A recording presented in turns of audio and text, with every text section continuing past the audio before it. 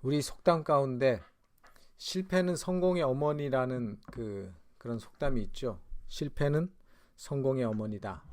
그게 무슨 말씀인지 여러분 다 아시죠? 실패는 성공의 어머니다. 실패를 통해서 뭔가 교훈을 얻고 뭔가 배워서 이제 그걸 바탕으로 해서 그걸 디딤돌로 해서 이제 성공하게 된다 이런 뜻이죠. 그래서 내가 그게 실패든 좋지 않은 경험이든지 간에 그 경험을 통해서 우리는 항상 배우고 항상 성장할 수 있는 기회를 삼아야 된다는 것이죠.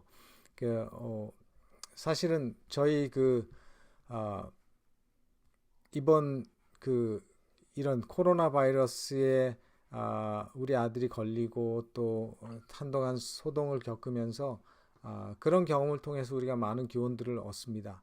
또 왜 그렇게 됐을까? 처음에는 그렇게 금방 생각할 수 있지만 생각 그것을 우리가 조금 더 깊이 생각해 보면 결과적으로는 그 모든 것들이 하나님의 인도하심이 있고 하나님께서 또 우리를 선하게 이끄시는 방편 가운데 하나였음을 또 깨닫게 되는 거죠. 그런 모든 것들이 우리가 어떻게 그 일들을 통해서 배우고 교훈을 얻는지를 우리가 우리의 인생을 통해서 또 경험하는 그런 경험들이라고 생각을 합니다.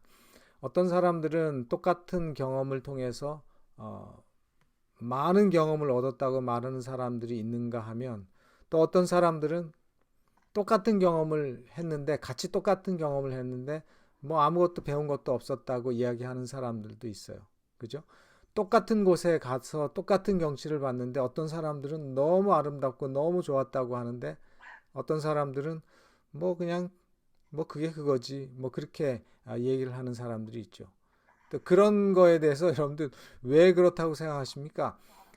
어떤 사람들은 반응을 참 잘하는 사람들이 있고 어떤 사람들은 반응을 잘 못하는데 아, 이, 이 과학자들이나 사회심리, 사회과학자들은 그 사람들이 처한 환경이나 어떤 자기들이 겪는 경험을 통해서 그런 경험에 어떻게 반응하느냐에 따라서 그 사람이 어떤 사람인지를 우리가 판단할 수 있다고 그렇게 얘기하죠. 그걸 뭐 일반적으로 얘기하면 그 사람의 성격이다. 그 사람의 그뭐 퍼스널리티다라고 얘기를 할 수 있죠. 그래서 저는 오늘 이 설교를 어, 반응하는 것, 우리 인간의 반응에 대해서 좀 말씀을 생각을 했어요. 그래서 오늘 제목을 저는 반응하는 사람들이라고 하는 그런 제목을 붙여봤는데 이 사회과학자들의 연구를 이렇게 보면은 우리들의 성격은 어떻게 형성된다고 얘기하는가 하면 어, 배움을 통해서 우리의 성격이 형성된다 그래요. 어렸을 때부터 부모의 교육 스타일, 또 부모가 어떻게 살고 있는지, 부모가 어떻게 말하는지, 예? 그런 모든 것들을 보고 듣고 하면서 이 성격이 형성되는데 또 어린 시절에 어떤 경험을 했는지, 부모하고 얼마나 가까웠는지, 또 가족들하고 형제들하고는 얼마나 가까웠는지, 아니면 정서적으로 그 가장 가까운 가족들하고 떨어져 있었는지, 무슨 어떤 환경적인 힘든 요소가 없었는지, 또 어떤 그 인생에 있어서 충격을 주는 어떤 사건들은 없었는지, 이런 모든 것들이 다 우리 성격 형성에 영향을 미친다는 거죠. 근데 최근 이 과학자들의 연구에 의하면 우리 성격은 그런 교육적이고 어린 시절의 경험들도 영향을 주지만 대부분은 유전적인 요인이라고 얘기를 합니다. 그렇지만 우리는 세상을 살아가면서 많은 것들을 배우죠. 또 그 실패를 통해서도 배우고 또 많은 사건을 통해서도 배우지만 그 사건을 통해서 우리의 성격들도 어떨 때는 형성이 되기도 합니다.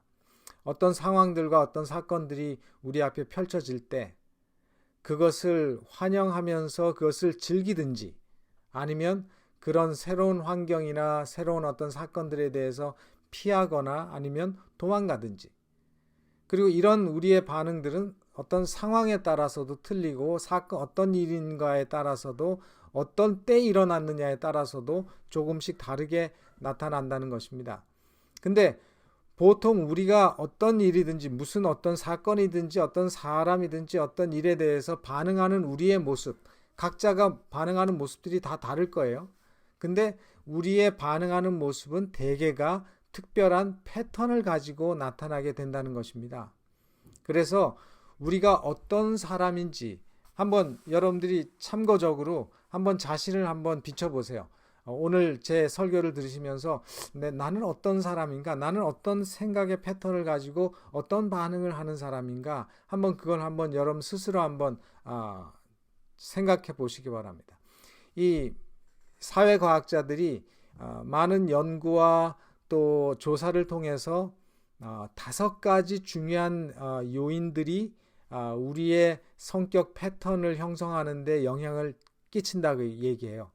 그 첫 번째가 뭔가 하면 우리가 어떤 경험에 대해서 어떻게 반응하는가, 새로운 곳을 보고 만났을 때 우리가 어떻게 반응하는가, 어떤 새로운 말을 들었을 때 내가 가지고 있는 고정관념에 의해서 아예 알려고도 하지 않는가, 아니면 뭔가 그것을 배우려고 내가 마음의 문을 열고 알려고 하는가, 또는 어떤 예기치 않은 상황 또는 내가 계획하지 않은 일이 일어났을 때 어떻게 내가 반응하는가, 그것을 받아들이고 그것을 기뻐하는가, 아니면 그것에 대해서 원망하고 불평하는지.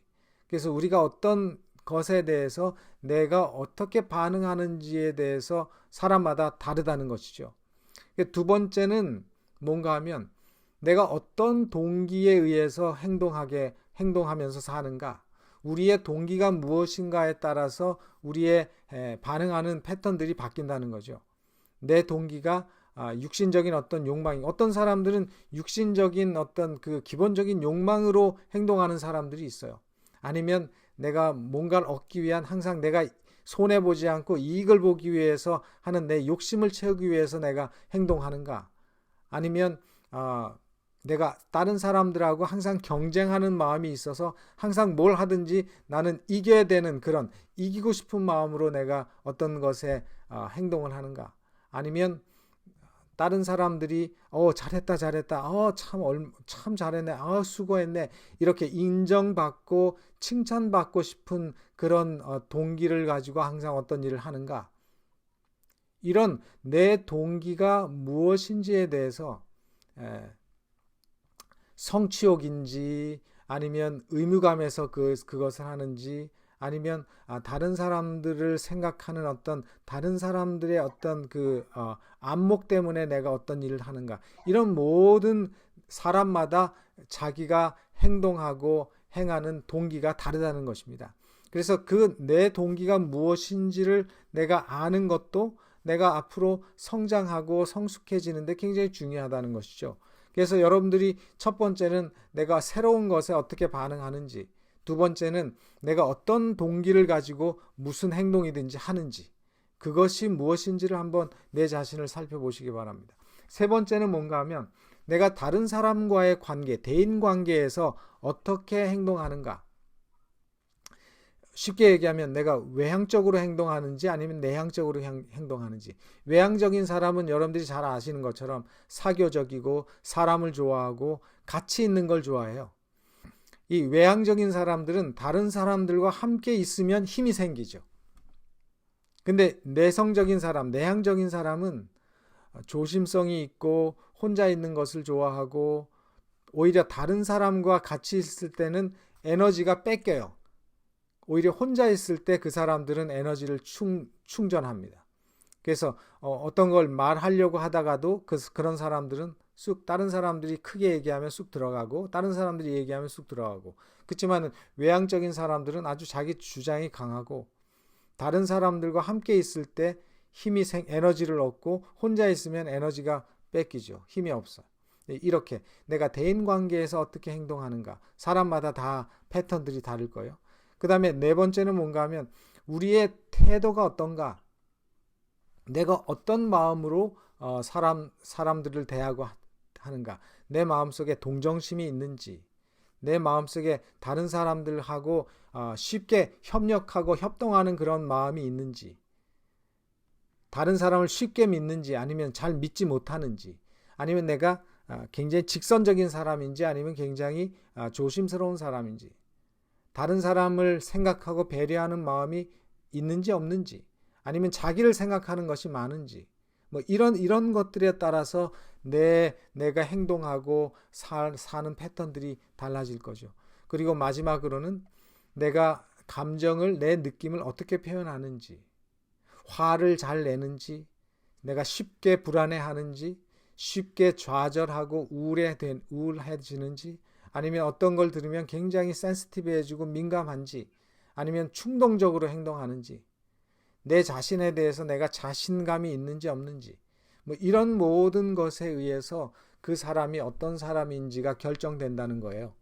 그래서 제가 지금 뭐 많은 얘기들을 했지만 지금 제가 말씀드린 그 모든 것들 가운데 우리는 적어도 한 가지 이상씩은 해당되는 것들이 있을 거예요. 그래서 저는 오늘 이 5가지 중에서 우리가 새로운 경험에 대해서 어떻게 반응하는가, 그것에 대해서 좀 말씀을 좀 보려고 합니다. 또 예수님은 거기에 대해서 어떻게 우리에게 말씀하셨는지, 성경은 우리에게 어떻게 말씀하고 계신지, 우리가 새로운 것에 대해서 어떻게 반응하는지에 대해서 우리가 자주 얘기하는 말이 어떤 말인가 하면, 이 사람이 진보적인 사람인지 아니면 보수적인 사람인지 그렇게 우리가 판단하잖아요. 새로운 것을 잘 받아들이는 사람은 개방적이고 진보적인 사람이고, 새로운 것을 잘 받아들이지 않고 옛날 것을 계속 이렇게 지키고 옛날 것을 계속 지키려고 하는 사람들을 우리가 보수적인 사람이라고 얘기하죠. 그래서 새로운 경험에 대해서 열려 있는가, 그래서 보수적인 사람도 있고 개방적인 사람도 있죠. 그래서 뭐 보수적인 게 나쁘다, 개방적인 게 좋다, 이것을 떠나서 또 개방적인 사람들이 뭐 세상적인 사람이다라고 말을 해도 안 되죠. 그렇지만 우리 가운데는 더 개방적인 사람이 있고 더 보수적인 사람이 있어요. 또 새로운 것에 대해서 반응하는 반응의 패턴 가운데 어떤 사람들은 어떤 걸 보면 항상 부정적인 면을 먼저 보는 사람들이 있어요. 불행하게도. 또 어떤 사람들은 모든 걸 봐도 항상 좋은 면을 보는 사람들이 있어요. 그래서 부정적인 사람, 항상 부정적으로 어떤 것들을 보는 사람이 있는가 하면 항상 긍정적으로 보는 사람들이 있어요. 그래서 이런 사람들은 내가 어떤 삶을 살아갈 때 내가 원하는 대로 가지면 부정적인 사람들은 좋아해요. 근데 그런 경험들이, 원하지 않던 경험들이 내 앞에 펼쳐질 때 부정적인 사람들은 후퇴하든지 아니면 원망하든지 불평이 쉽게 튀어나옵니다. 그래서 우리는 어떤 새로운 문제를 만나게 될 때, 새로운 경험을 하게 될 때 2가지 기로에 서게 되는데, 그것을 환영하면서 받아들일 수 있든지 아니면 문을 닫고 뒤로 후퇴하든지 아니면 불평하든지. 그래서 우리의 성격에 상관없이 우리가 만나는 모든 경험에 대한 우리의 반응은 때에 따라서, 상황에 따라서 다르죠. 이 코로나 바이러스에 우리가 반응하는 우리의 태도도 마찬가지입니다. 그래서 우리가 전체적으로 그 반응하는 특별한 패턴을 우리 모두는 가지고 있다는 거예요. 다 다르게. 이 사람은 이렇게, 저 사람은 저렇게. 이 잠언 10장 24절과 25절에 보면 이런 말씀이 있습니다. 잠언 10장 24절과 25절에 악인에게는 그의 두려워하는 것이 임하거니와 의인은 그 원하는 것이 이루어지느니라. 회리바람이 지나가면 악인은 없어져도 의인은 영원한 기초 같으니라. 여기서 2가지가 나오고 있잖아요. 악인은 그의 두려워하는 것이 그에게 임하고, 의인은 그가 원하는 것이 이루어지고, 또 회오리바람이 지나가면 악인은 회오리바람에 휩쓸려서 날아가서 없어져 버리고 의인은 든든하게 서 있다. 여러분, 그 이유가 뭐라고 생각하십니까?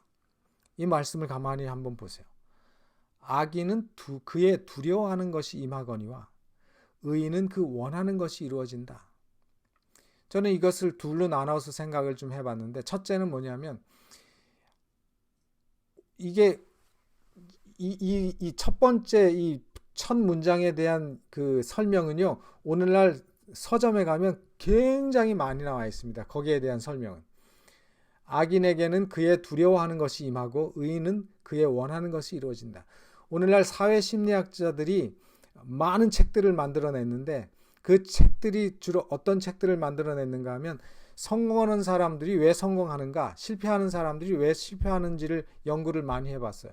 근데 그것을 연구를 많이 해보고 분석을 해보니까 그 사람들, 성공하는 사람들의 생각하는 패턴과 행동하는 패턴과 반응하는 패턴이 판이하게 다르다는 것이죠. 그래서 그 사람들의 행동의 패턴에 따라서 항상 성공하는 사람들은 항상 성공하고 실패하는 사람들은 항상 실패한다는 거예요. 그래서 악인은 그 두려워하는 것이 그에게 임하게 돼 있어요. 의인은 그 원하는 것이 그에게 이루어지는 것입니다. 그래서 회오리 바람이 지나가면 악인은 없어지는 이유가 그 회오리 바람을 맞이할 준비를 하지 못한 거죠. 그 회오리 바람이 그에게 닥칠 때 그 회오리 바람을 그가 받아들이고 그것을 인정하고 그것을 통해서 뭔가를 배우려고 하는 사람들은 그걸 통해서 단단히 쓰게 되죠. 그러나 그렇지 않은 사람들, 그것에 대해서 불평하고 그것에 대해서 받아들이고 싶지 않은 사람들은 그것 때문에 무너지고 그것 때문에 짜부러들 수 있다는 것이죠. 그래서 우리가 어떻게 반응하는가, 우리는 어떤 종류의 사람이 되어야 하는가, 뭐 개방적인 사람이 더 좋다, 보수적인 사람이 더 좋다, 긍정적인 사람이 더 좋다. 물론 그런 사람들이 더 좋을 거예요, 주변에 있는 사람들한테는. 근데 그런 사람이 되라고 하는 것이 아니라 하나님께서 새로운 경험에 대해서 그저 우리한테 잘 받아들이라고 말씀하시는 것이 아니라 어떤 경험이든지, 그것이 내가 원하는 경험이든지 그것이 내가 원하지 않던 경험이든지 그 모든 우리가 만나는 모든 상황을 기쁨과 하나님 안에서 희망을 가지고 받아들이라고 말씀하시고 계시다는 거예요. 그러면 우리가 그 경험을 통해서 이길 수 있고 기초를 가지고 원하는 것을 얻을 수 있고 성장할 수 있고 하나님의 큰 축복을 받을 수 있는 준비가 된다는 것이죠. 다시 말해서 우리가 어떻게 반응하느냐에 따라서, 우리가 어떻게 반응하느냐에 대해서 상관없이, 우리가 어디를 가고 어떤 경험을 하든지 상관없이 우리는 기쁨을 나눌 수 있고 하나님 안에서 희망을 가질 수 있는 사람이 되어야 한다는 것입니다. 이 성경을 보다 보면은 많은 말씀들이 나오는데, 많은 신학자들이 말하기를 누가복음을 뭐라고 얘기하는가 하면 기쁨의 복음서라고 부릅니다. 누가복음을요. 왜 누가복음을 기쁨의 복음이라고 부르는가 하면 누가복음에는 기쁨이라고 하는 의미의 말이 굉장히 많이 나와요. 다른 세 복음서에 비교해 보면 마태복음에는 기쁨이라는 말이 29번 나오는데 누가복음에는 53번이 나와요. 거의 2배 이상이 나옵니다. 그래서 많은 이 성경을 복음서를 연구하는 신학자들이 누가복음을 별명을 붙였는데 기쁨의 복음이라고 별명을 붙였어요. 특별히 누가복음 15장에 보면은 잃은 양, 잃은 은전, 잃어버린 아들, 탕자의 비유, 그 잃어버린 것에 대해서 나오잖아요. 근데 사실은 그 잃어버린 것이 주제가 아니에요. 누가복음 15장에서 이 잃은 양, 잃은 은전, 잃어버린 아들, 이 비유에서 중요한 것은 잃어버린 것이 아니라 찾았다는 것입니다. 그래서 찾은 그 기쁨에 대해서 사실은 누가복음 15장에서 말씀하고 있는데, 그 찾는 기쁨에 우리는 중점을 두지 못하고 항상 잃어버린 것에 우리는 많은 중심을 두는 것 같아요. 그래서 하나님께서는 이 누가복음 15장의 비유들을 통해서 내가 무언가를 찾게 되었을 때 우리에게 얼마나 큰 기쁨이 있는지를 우리가 깨닫고 보기를 원하신다는 것이죠. 그래서 잃은 양의 비유, 많은 것 가운데 잃어버린 하나, 뭐 너무 많은데 하나 잃어버리면 뭐 별로 신경 쓰지 않을 수도 있죠. 근데 선한 목자는 다르죠. 특별히 연약한 양에게 관심을 쏟았죠. 그 잃은 양의 비유에서 보면. 그러나 그 양을 찾았을 때 그 기쁨이 얼마나 큰지를 잃은 양의 비유에서 말씀을 하셨습니다. 또 잃은 은전의 비유에서는 가난한 여인이 그 조그마한 은전을 잃어버리게 됐을 때 온 집을 뒤지면서 찾습니다. 그러다가 그 은전을 찾으면 그 은전이 찾은 기쁨이 얼마나 큰지 모른다는 거죠. 왜냐하면 그 여인에게 있어서 그 은전은 굉장히 소중한 것이기 때문에. 그래서 우리에게 소중한 것을 찾는 기쁨, 비록 내가 그 소중한 것을 찾기 위해서는 처음에 조금 어려운 일이 있고 실망이 있고 고난이 있다 할지라도 그런 고난을 통해서 소중한 것을 찾게 됐을 때 나에게 주어지는 그 기쁨이 있다는 거죠. 그렇기 때문에 우리는 어떤 일을 만나든지 마음에 희망을 가지고 기쁨을 가지고 반응을 해야 된다는 것입니다. 그래서 우리가 찾는 기쁨, 뭔가를 얻는 기쁨, 그러나 그 과정이 힘들다 할지라도 내가 구원에 참여하는 기쁨, 내가 진리를 알고 진리를 깨닫고 진리를 찾았다는 그 감격, 가장 중요한 것을 내가 깨닫게 됐다는 그 감격, 가장 세상에서 가치 있는 것을 찾았다고 하는 그 기쁨, 그런 기쁨이 우리에게 있어야 하고 그 기쁨을 우리가 누리면서 살아야 된다는 것이죠.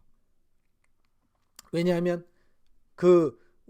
우리가 소중하게 생각하는 것을 찾았기 때문에 우리에게 기쁨이 크다는 것입니다.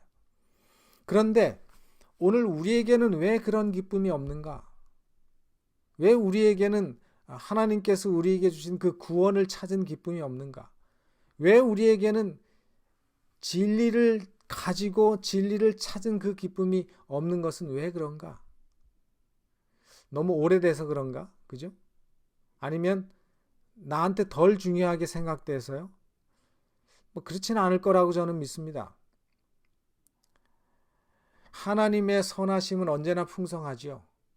우리를 향한 하나님의 사랑과 우리를 향한 하나님의 돌보심은 언제나 우리에게 새롭습니다. 근데 그런 하나님의 돌보심 속에서, 하나님의 인도하심 속에서 하나님의 어떤 우리를 사랑하시고 우리를 돌보시는 새로운 증거들을 내가 발견하고 깨닫게 되었을 때 우리에게 뭐가 있어야 돼요? 기쁨이 있어야 됩니다. 그죠? 이번에 우리 아들이 코로나에 걸렸을 때 집사람이 그랬어요. 그렇게나 왜 그렇게 돌아다니지 말라 그랬는데 돌아다녀가지고 만나지 말라 그러는데 만나서 그렇게 걸렸나. 뭐 이제 처음에 반응이 이제 속상하고 하니까 그런 반응이 나왔죠. 또 집에 있었으면 좋았을 텐데. 물론 안 걸렸고 했으면 다 좋았을 텐데. 그러나 가만히 지나고 나서 생각해 보면요. 그것이 힘든 3주 한 달 동안 힘든 경험이고 다른 사람들에게도 걱정을 끼치고 하는 힘든 경험이었지만 그걸 통해서 우리 가족이 또 우리 개인이 또 제일 중요한 건 저희 아들이 그 경험을 통해서 하나님이 나를 돌보시고 내 부모가 나를 그렇게 사랑하고 나를 위해서 염려하고 나에게 관심을 가지고 있는 사람들이 그렇게 많았구나라고 하는 사실을 그가 발견하고 깨닫게 됐을 때 얼마나 감사하는 마음이 있었는지 몰라요.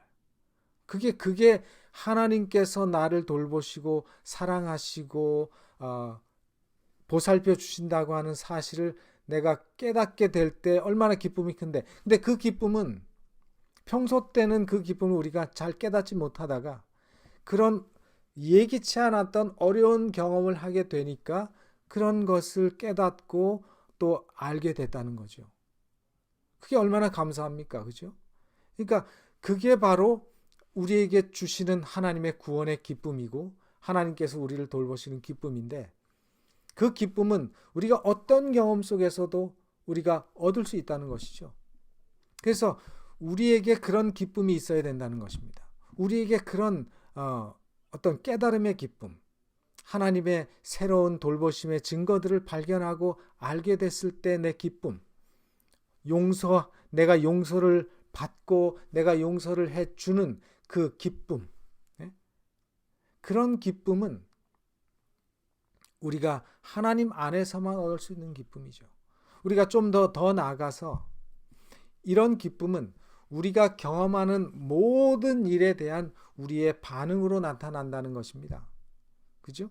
그냥 내가 코로나 걸렸기 때문에 에이 왜 이렇게 힘들게 고생하게 만들고 다른 사람도 그거 불평으로 끝났으면 그 사람은 아무런 기쁨이 없을 거예요.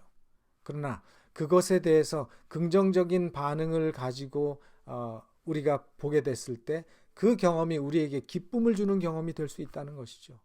우리의 인생에서 모든 것이 그렇습니다. 내가 어떻게 반응하느냐에 대한 내 내부적인 반응에 따라서 우리에게 기쁨이 올 수도 있고 우리에게 슬픔이 올 수도 있는 것입니다. 더 나아가서 우리에게 예배의 기쁨이 있습니까? 지금 우리는 같이 모여서 예배 드리지 못하지만 이렇게 줌이라고 하는 기능을 통해서 예배를 드리고 있는데 뭐 이렇게 반복되는 예배에서 뭐 특별하지 않는 예배의 순서를 통해서 무슨 뭐 기쁨이 있어요. 은혜가 없을 수도 있습니다. 맨날 듣는 목사님의 설교, 목사님의 그 음성, 뭐 은혜가 없을 수도 있어요. 그러나 우리는 이 예배를 통해서 하나님의 임재를 경험하고 성령의 은혜와 역사를 경험해야만 하는 것입니다. 사람을 통해서 주어지는 그 말씀의 선포를 통해서 하나님께서 나에게 개인적으로 하시는 메시지를 우리는 찾아야 돼요. 그게 우리의 반응입니다. 거기에는 예배의 장소나 예배드리는 사람의 숫자나 예배드리는 시간의 문제가 아니라 우리의 마음의 반응인 것입니다. 그저 뭐 웃기는 예화를 듣거나 웃기는 설교를 듣고 뭐 사람의 실수를 보면서 한번 웃는 게 그게 예배의 기쁨이 아니죠. 우리는 예배를 통해서 하나님을 예배하는 그 일을 통해서 하나님의 그 거룩함과 하나님의 임재를 느끼는 것입니다. 분위기도 중요하지만 더 중요한 것은 바로 우리의 준비이고 우리의 반응인 것입니다. 그래서 많은 사람들이 이런 기쁨을 누리고 나누는 일에 실패합니다. 그러나 적어도 우리 그리스도인들은, 적어도 우리 하나님의 백성들은 그런 특권을 잃지 말아야 한다고 저는 생각합니다.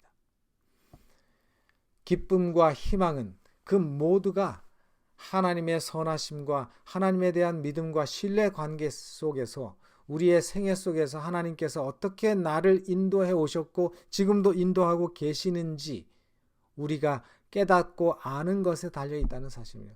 그 우리의 그런 반응에 달려 있다는 것이죠. 그래서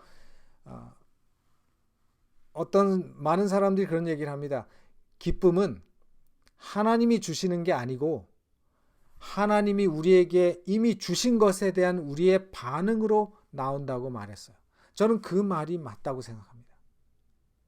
하나님이 주시는 구원과 하나님 안에서 우리가 새롭게 발견한 것에 대한 반응이 우리의 기쁨이에요. 그래서 이 미국의 척 스윈덜이라고 하는 목사님은 그런 얘기를 하는 걸 제가 책에서 읽었습니다. 기뻐하는 것은 우리 사람 쪽에서 우리 쪽에서 하는 선택입니다라고 말했어요. 기뻐하는 것이 뭐라고요? 우리의 선택이라고요. 그래서 선택이라고 하는 게 이 무슨 의미인가 하면요. 이런 거예요. 선택이라고 하는 거는 여러분 옛날에는 그 배들이 왜 이렇게 돛대 달고 돛을 가지고 뭐 모터나 엔진이 없었을 시대에는 돛을 가지고 이렇게 항해를 했잖아요. 근데 바람이 두 배가 있는데 가만히 생각해 보세요. 어떤 배는 동쪽으로 가고 어떤 배는 서쪽으로 가요. 근데 바람은 똑같이 한 바람밖에 없었어요. 똑같은 방향으로 부는데 어떤 배는 동쪽으로 갔고 어떤 배는 서쪽으로 갔어요. 왜 그렇습니까? 그 당시에는 바람이 동력인데, 그죠? 바람이 동력인데 똑같은 바람이 불렀는데 한 배는 동쪽으로 가고 한 배는 서쪽으로 갔어요. 그 이유는 뭔가 하면 그 배가 가지고 있는 방향키 또는 그 돛의 방향을 변형시키는 거에 의해서 배는 그 바람, 같은 바람이지만 다르게 이용하는 거죠. 저는 이것이 우리의 삶에 있어서 똑같은 이치라고 생각합니다. 기뻐하는 것이 선택이라고 하는 것이 바로 그 말입니다.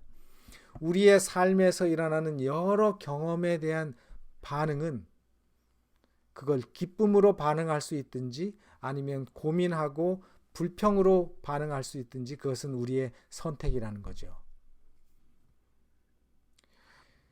갈라디아 5장 22절로 23절에 보면 여러분들이 잘 아시는 외우시는 말씀이 있습니다. 성령의 열매. 오직 성령의 열매는 사랑과 희락과 화평과 오래 참음과 자비와 양선과 충성과 온유와 절제니 이 같은 것을 금지할 법이 없느니라. 그죠? 우리 안에 있는 이런 하나님의 능력이 우리로 하여금 힘들고 어려운 환경에서 기쁨을 경험하게 할 것입니다. 그러나 중요한 것은 내가 어떤 경험을 하든지 주님에 대한 믿음과 주님에 대한 확신이 있다면 그 모든 경험을 기쁨과 희망으로 우리가 반응할 수 있어야 한다는 것입니다. 저는 이 문제에 대해서 이제 마지막으로 말씀하면서 성경 마태복음 15장 21절로 28절에 나오는 말씀을 좀 여러분과 함께 잠깐 살펴보고 마무리하려고 합니다. 마태복음 15장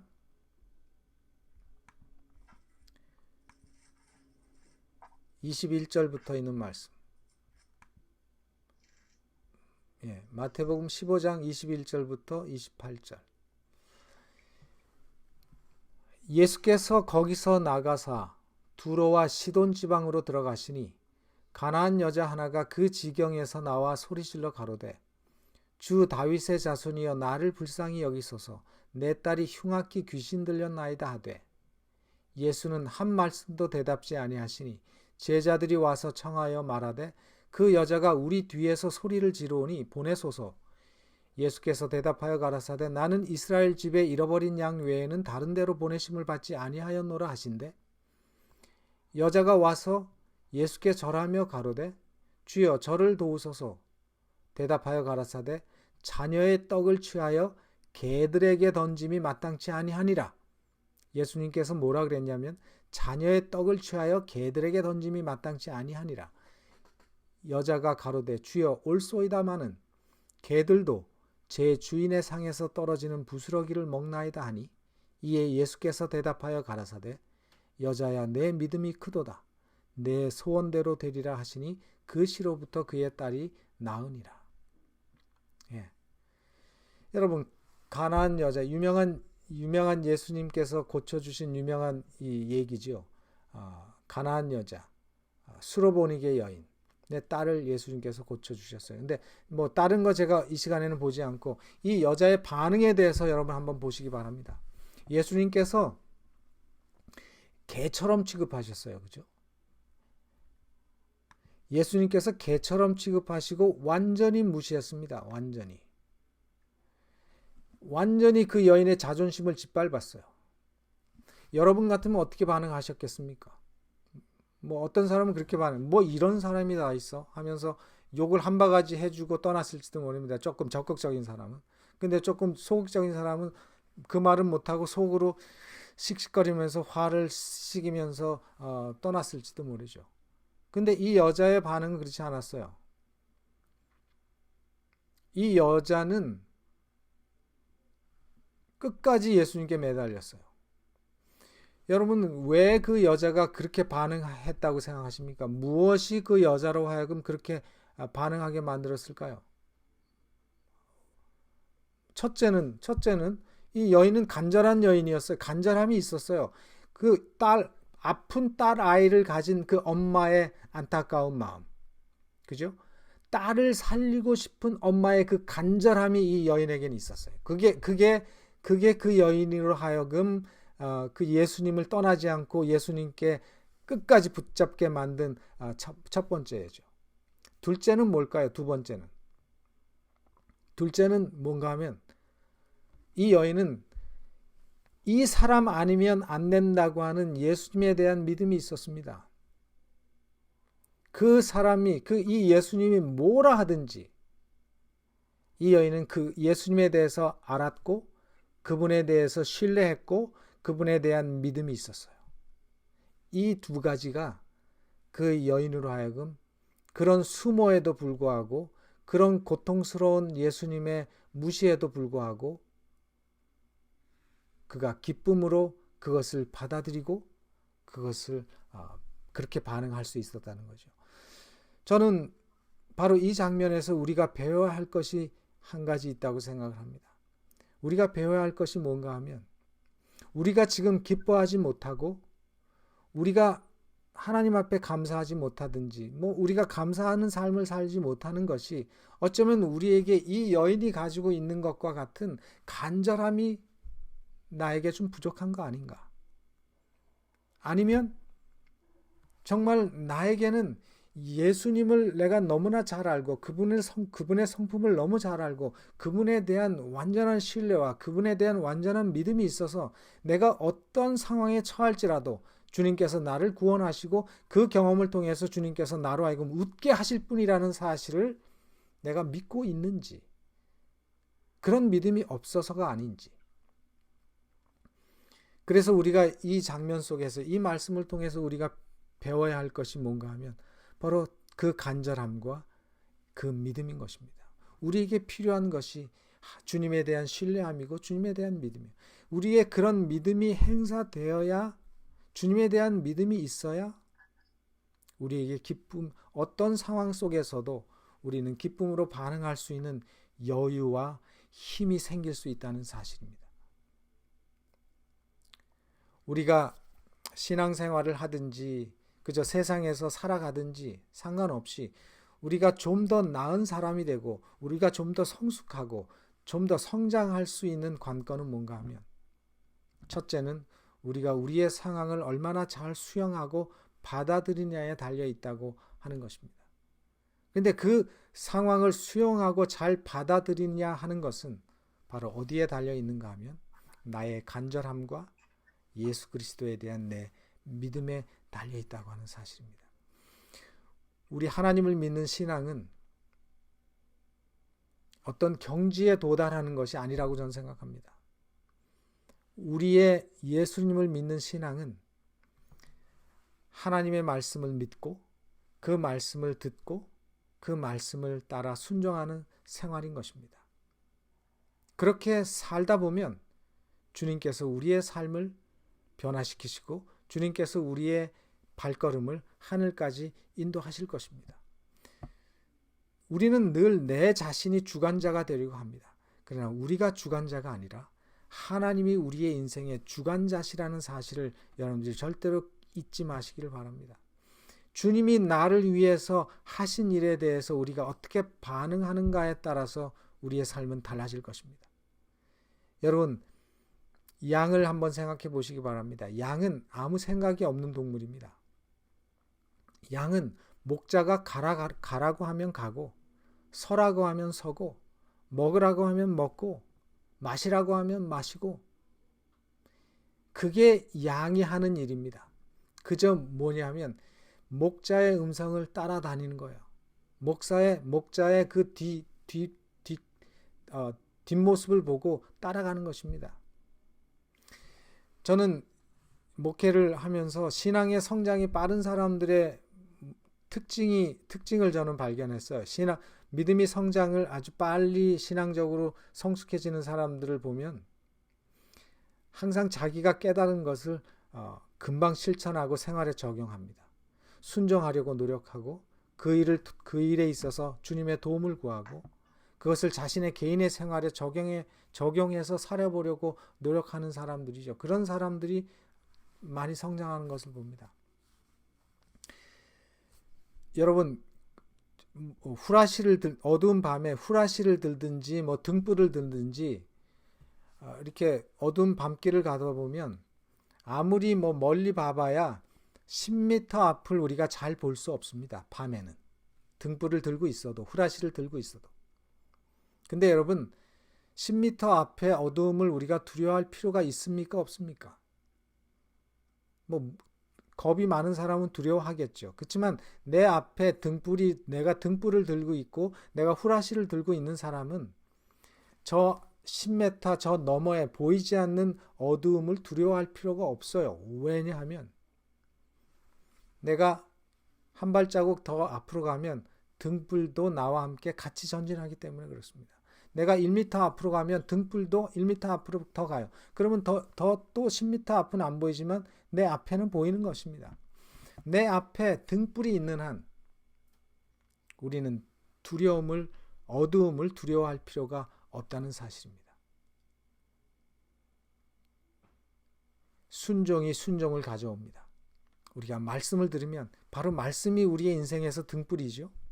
말씀을 들으면 기도하고 순종하시기 바랍니다.